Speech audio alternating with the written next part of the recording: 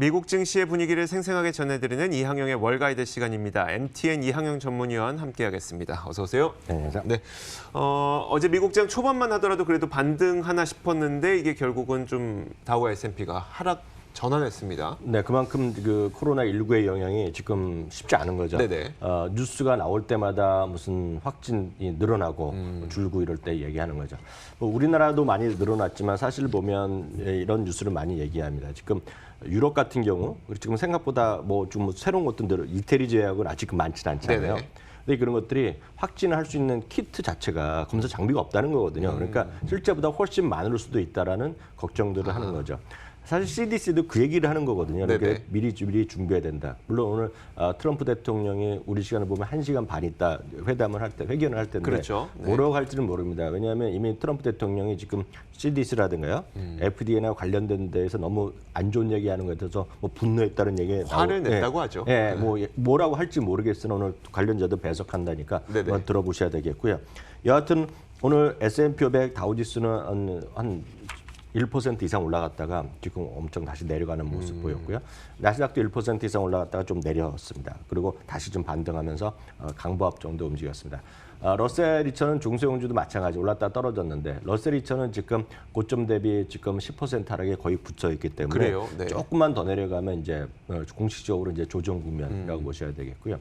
실제로 큰 틀에서 보면 미국 주식 중에서 S&P 500 중에서 아마 60에서 65% 정도는 이미 10% 이상 더 떨어졌거든요. 네네. 그렇기 때문에 시장 전체적인 분위기는 그렇게 썩 좋지 않다라고 일단 먼저 좀 말씀드리겠습니다.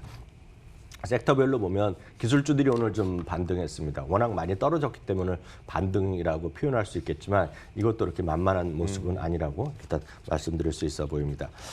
말씀드렸다시피 장중 한때 다우 기준 정확히 말씀드리면 460포인트, 1.7%까지 올라갔던 것이 0.37%니까요.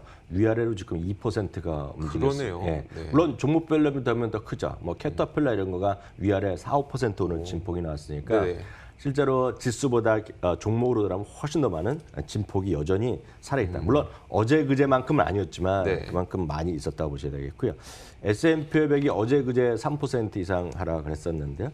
지난 20년간 71번이 있었는데 특히 이제 한 2, 3년 쉬다가 2018년 말에 한 번 그랬고 작년에 한 번 있었는데 지금 올해 벌써 2월밖에 안 됐는데 좀 자주 일어나고 있다는 것 자체에 대한 부담감이 좀 있다라고 보셔야 되겠고요. 말씀드렸다시피 FDA에서도 지금 코로나 바이러스의 확산을 경고했습니다. 그래서 이런 것들이 뉴스가 나올 때마다 출렁출렁 거린다고 보셔야 되겠고요. 이 모든 것들이 보여지는 것이 이제 옵션을 갖고 얘기하는 거가 되겠는데 공포지수라고 여러분 많이 들으셨을 텐데요. 2018년 12월 이후 최고가 나오면서 28.6 나왔습니다. 엊그저께 제가 24를 말씀드렸을 때 그 작년에 최고치라고 말씀드렸는데 이제 이 정도 되면 딱 직전에 높았던 때가 2018년 12월 24일이거든요. 블랙 크리스마스라고 우리가 기억하고 있는. 그때가 30포인트 넘었었는데요. 그때 이후에 좀 최고 수준까지 가 있다라고 일단 큰 틀에서 이해하시면 되겠네요. 증시의 낙폭이 뭐 제한된다고 하더라도 자금은 계속 안전자산 쪽으로 쏠리고 있는데 그 가운데서도 가장 뚜렷하게 쏠리는 게 채권 시장 같아요. 10년물 채권 금리가 1.3% 초반까지 내려가면서 이것도 약간 좀 불안하더라고요. 네, 맞습니다. 지금 10년물 국채 금리가 사상 최저 수준 같습니다. 어저께도 사상 최고였다 약간 반등했었는데요. 오늘 1.302%를 갔었습니다. 장중에. 물론 종가에는 지금 조금 위로 올라갔지만 1.302, 어제 1.306으로 기억하는데요. 그만큼 채권 금리가 내려간다는 것은 어찌됐건 약간 제가 한국식으로 표현하면 묻지마 채권 사자가 몰리는 그런 느낌이거든요. 그러니까 따지도 않고 그냥 막 채권을 사는 사람들이 있는 거죠. 이거는 제가 봤을 때 외국 자금이 상당히 크다는 그럴 것 같은 있습니다. 유럽이나 이런 쪽 이게 전 보고 있고요. 이미 유럽 잠깐 말씀드리면 저희도 이제 계속해서 1분기 실적의 눈높이가 하향되는 걸 말씀드렸습니다. 그래서 레피니티브 기준으로 보면 연초에 한 5.몇% 하는 것이 엊그저께 3.4, 어제는 3.0이었는데 지금 업데이트한 거 제가 막 보고 들어왔는데 2.9로 내려갔고요. 어제도 말씀드렸다시피 어닝 스카웃이라는 곳에서 집계하는 거 보면 지금 마이너스로 갔거든요. 근데 보면 똑같이 스톡스 600이라고 유럽 기업만 하는 게 있습니다. 똑같은 기준으로 보면 연초에 역시 한 5.9 정도였는데요. 지금 보면 제로로 딱 들어갔습니다. 그러니까 그만큼 제가 드리고 싶은 말씀은 미국도 영향이 있죠. 당연히 네. 영향이 있습니다. 그 뉴스막도 속보 하나 말씀드리면 마이크로소프트도 이제 오늘 드디어 지금 경고를 날렸거든요. 네네. 지금. 예, 그래서 당연하죠. 마이크로소프트는 다 소프트웨어지만 기본적으로 서피스라는 게 있습니다. 네네. 서피스를 중국에서 만들거든요. 그렇죠. 그러니까 영향이 있거든요. 그러니까 조금 줄겠죠, 그만큼요. 근데 지금 그 영향이 줄어드는 정도가 유럽이 훨씬 큰 겁니다. 그렇죠. 그러면 유럽 사람의 유로를 갖고 있는 사람들 보면 그렇지 않아도 채권이 마이너스 금리인데 네네. 왜 갖고 있겠습니까? 여전히 미국은 상대적으로 좀 낮고 오늘 네네. 트럼프 대통령도 아마 그런 얘기를 하지 않겠습니까? 네, 그렇죠. 미국은 다르다 얘기할 그렇죠. 테고 또 아마 펠로시 의장 까는 얘기 죄송합니다. 뭐 비판하는 얘기를 네네. 하겠죠. 이런 상황에서 금리도 여전히 플러스를 준다? 네. 돈이 몰리는 묻지만 채권 투자가 있다라고 보셔야 되겠고요. 그러다 보니 물론 여기에는 앞서 비판 약간 우려의 목소리도 있지만 페드워치 한번 잠깐 보여드리겠는데요. 네.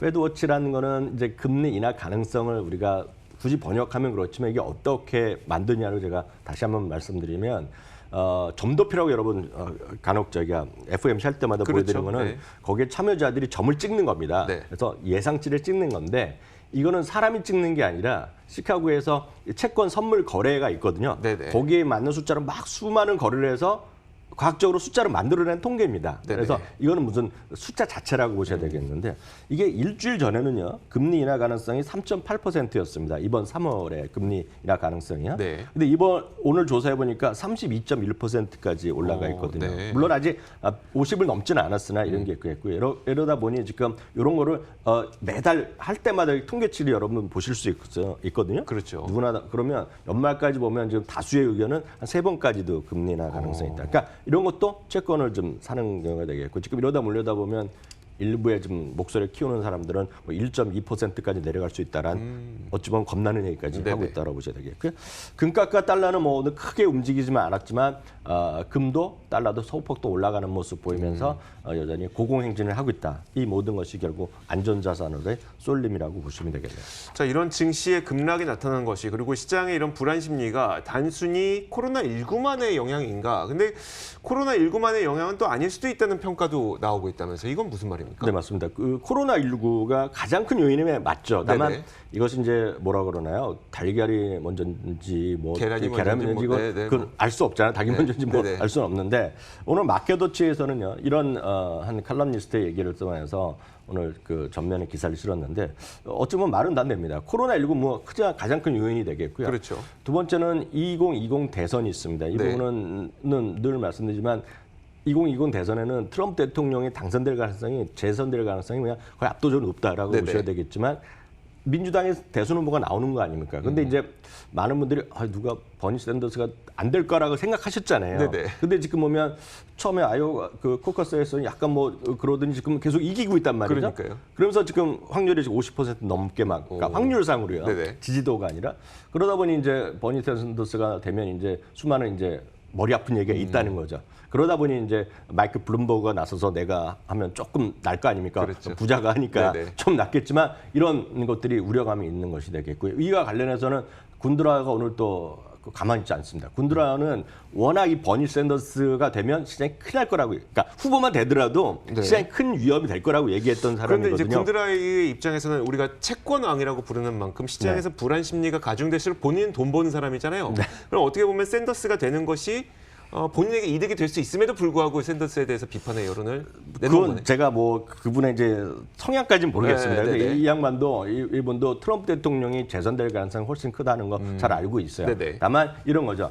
이런 버니 샌더스가 되면 결국은 세금을 엄청 높일 거 아닙니까? 모든 세금 거래. 네, 그렇죠. 그러다 보니 이제 경제 활력을 좀 낮출 수 있다. 그런 비판적인 시각을 하는 정도라고 이해하시면 되겠고요. 물론 이 사람은 제일 얘기하는 것은 크레딧 크런치거든요. 신용사회가 그러니까 쉽게 해서 회사채지만 안 좋은 회사채들을 붕괴될 수 있다 이런 그렇죠, 논리죠. 그렇죠. 네. 여러분 잘 이해를 하실 분 계시겠지만 우리가 아는 좋은 미국 기업들 있죠. 네네. 거의 제로 금리입니다. 아, 그러니까 그 격차가 많이 벌어져 있어요. 네네. 그러니까 우량 채권이랑 그 소위 투기채가 많이 벌어져 있거든요. 그에 대한 우려감이 있다는 것이 되겠고요. 아이, 세 번째는 역시 주시장 고평가는 논란이 계속 된다는 거죠. 네네. 최근에 그나마 조금 주가가 떨어졌으니까 멀티플이 낮아졌거든요. 네네. 그렇지만 고평가는 고평가가 되겠고요. 네 번째는 채권 시장에 돈이 쏠리는 거. 이거는 사실 코로나19의 영향이 있기 때문에 이거를 뭐 완전히 분리된 시각을 할 수 없지만 채권 시장으로 돈이 쏠리고 있다는 거. 이거는 딴 걸 몰라도 해외에서의 미국 시장은 돈이 물리는 영향이 있을 겁니다. 네네. 다섯 번째 역시 이러다 보니 이것도 누가 먼저인지 모르지만 리세션 우려가 있다는 거거든요. 그래서 이 다섯 가지를 지적하고 있지만 마켓워치는 이 다섯 가지 중에서 코로나 요인은 딱 1번밖에 없다는 얘기죠. 네네. 나머지는 다 독립적인 변수란 그런 시각도 있다는 거 참고하시면 되겠네요. 마켓워치의 시각은 그렇고 월가의 평가는 좀 어떻습니까? 월가의 시각도 이제 계속 말씀드렸지만 시장이 이렇게 안 좋아지면 좀 뭐랄까 안 좋은 목소리가 더 많이 부각될 네, 수밖에 그렇죠. 없는 건 뭐 똑같습니다. 캐너코드 제니어트의 토니 드와이 뭐 이 양반도 뭐 엄청 유명한 분인데요. 결국은 다 제자리로 갈 거란 얘기입니다. 주시장은 결국은 시간이 문제지 다 올라갈. 그러니까 많은 분들이 이게 언제 복귀될 거라고 그러지만 다들 갈 거 다 알거든요. 네네. 언제냐의 문제인데 그리고 지금이 최저점이냐 이거의 문제인데 자기가 봤을 때 지금 같은 현재 상황에서는 과매도까지 갈 것 같다. 지금은 과매도는 아니라는 거거든요. 네네. 지금 일반적인 시각이. 그러니까 과매도까지 갈 것 같다. 그래서 지금은 조금 단기적인 반등에 대비해서 사는 것은 곤란하다. 이런 얘기가 막 나오니까 오늘 올라가다 멈춘 거다. 그렇죠. 이해하시면 되겠고요. 뱅크 오브 아메리카의 사비타 서브라마니안도 이 여성분도 엄청 유명한 분입니다. 저도 여러 번 소개해드렸는데 뱅크 오브 아메리카도 자체가 이제 연말의 목표치가 높지 않습니다. 네. S&P 500의 연말 목표치가 3,300입니다. 그러니까 현재 주가 수준이 떨어져도 한 4%밖에 안 되거든요. 그러다 보니까 아직 크지 않은 겁니다. 그래서 지금보다는 더 아래에서 사야 된다는 얘기하고 있고요. 특히 기술주가 추가 조정이 불가피하다는 얘기를 하고 있습니다. 한편 이제 짐 크레이머는 또 아실 텐데 짐 크레이머는 시장에서 엄청 지금 보수적으로 보던 사람입니다. 요즘요.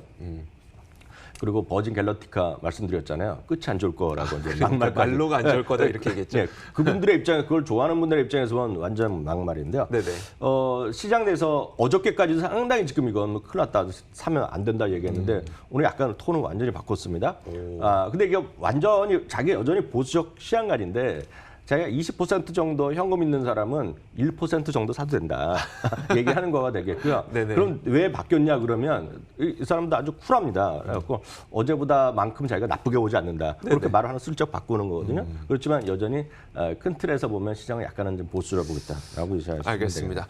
자, 특징적이었던 종목들도 꽤 있었습니다. 한번 종목별로 살펴보도록 하죠. 이 코로나 관련해서 한 두 개만 우선 말씀드리면 네네. 길러드 사이언스죠. 길러드 사이언스는 WHO에서 북경에서 이번 주 초에 발표했잖아요. 이게 이제 치료제에 그렇죠. 그 효과가 있을 수 있다라고 얘기하는 거. 그다음부터 주가 좀 올라가면서 오늘도 6% 올라갔고요. 이제 오늘 대통령이 뭐라 할지 모르겠지만 대통령이 이제 어저께도 인도에서 얘기한 거가 이제 백신이 다 개발 곧 된다 뭐 이런 얘기 한 거 아닙니까? 아마 네네. 오늘도 그런 얘기가 나올 가능성이 크죠. 모더나라는 이제 소위 이런 회사가 있습니다. 이게 재작년에 가만 상장됐을 텐데 네네. 이게 인간 대상으로 이제 임상 테스트를 이제 시작한다는 거거든요. 그래서 이제 딜리버를 해갖고 한다는 겁니다. 네. 그렇다고 해서 이게 당장 되는 게 아니라 최소한 12개월 이상 걸려야 된다는 건데 하여튼 이 얘기가 나오면서 지금 이틀째 급등하면서 오늘도 22% 올라갔고요. 그거랑 상관한 거 하나만 말씀드리면 이제 비욘드 미트가 스타벅스에서도 캐나다 매장에 확대한다면서 오늘 좀 주가 좀 올랐네요. 알겠습니다. 자, 이렇게 이항영 위원과 시장 전반적인 평가를 내려봤는데요. 이어서 여전히 미국 주식 투자하고 싶지만 뭔가 막연한 분들을 위해서 무작정 따라해도 좋을 만한 미국 주식 소개하는 코너 이항영의 미국 주식 무작정 따라하기 바로 이어가도록 하겠습니다.